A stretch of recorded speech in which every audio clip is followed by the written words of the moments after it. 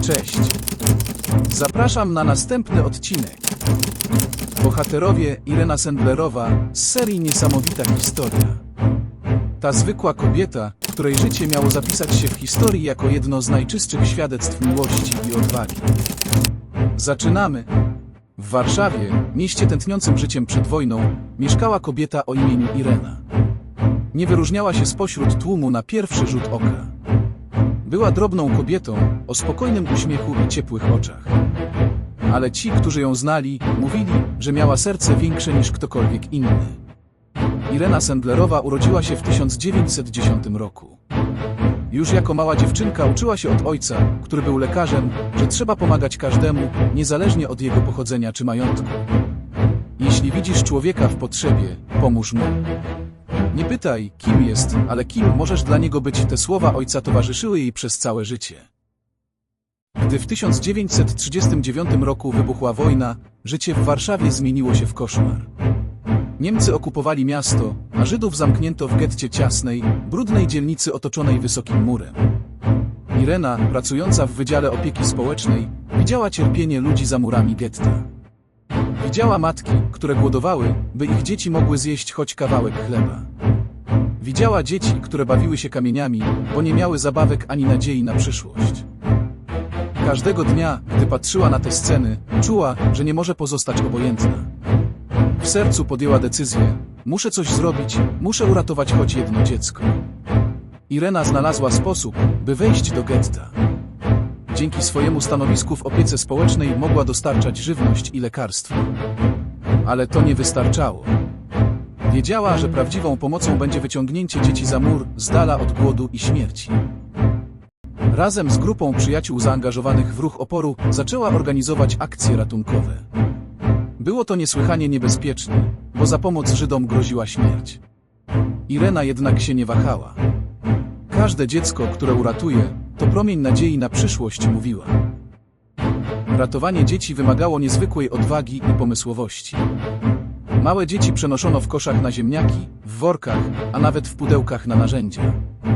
Niemowlęta usypiano, by nie płakały, i ukrywano w skrzyniach na ciężarówkach. Starsze dzieci przeprowadzano przez kanały podziemne lub przez dziury w murze. Każde dziecko, które udało się uratować, miało nowe imię i historię. Irena zapisywała ich prawdziwe nazwiska i miejsca urodzenia na maleńkich karteczkach, które chowała w słoiku. Ten słoik zakopywała pod jabłonką w ogrodzie, wierząc, że kiedyś, gdy wojna się skończy, dzieci będą mogły wrócić do swoich rodzin. Każda akcja była pełna napięcia. Pewnego dnia Irena wyprowadzała małego chłopca z getta w dużej torbie. Chłopiec zaczął cicho płakać, gdy mijali strażnika. Irena szybko zaczęła udawać, że torba zawiera szczekającego psa. Coś się rusza w środku? Zapytał strażnik. To tylko narzędzia i mój niesforny pies, odpowiedziała z uśmiechem. Strażnik machnął ręką i przepuścił ich.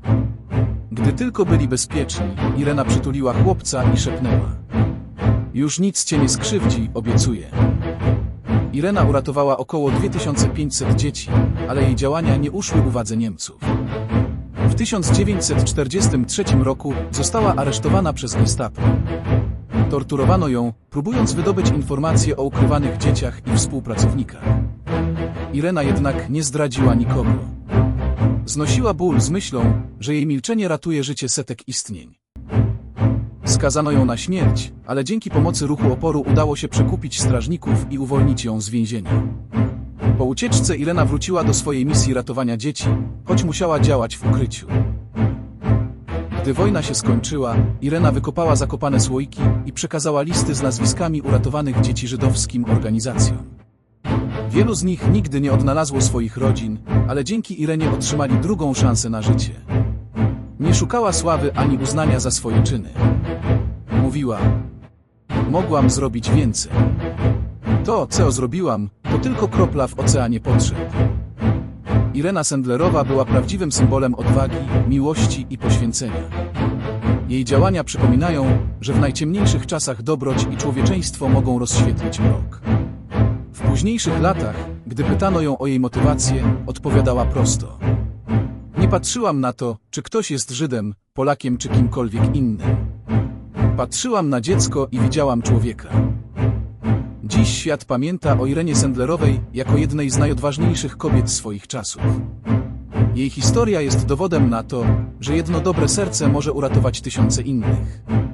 Słoik z nazwiskami dzieci, który zakopała pod jabłonią, stał się symbolem nadziei i walki o to, co najważniejsze, życie i miłość. Dla tych dzieci, którym podarowała drugie życie, była nie tylko bohaterką. Była ich aniołem stróżem. Dziękuję bardzo za wysłuchanie. Zasubskrybuj. A pomoże mi to rozwijać ten kanał, no i wesprzesz Fundację Pomocy Dzieciom Pankracy. Do następnego razu.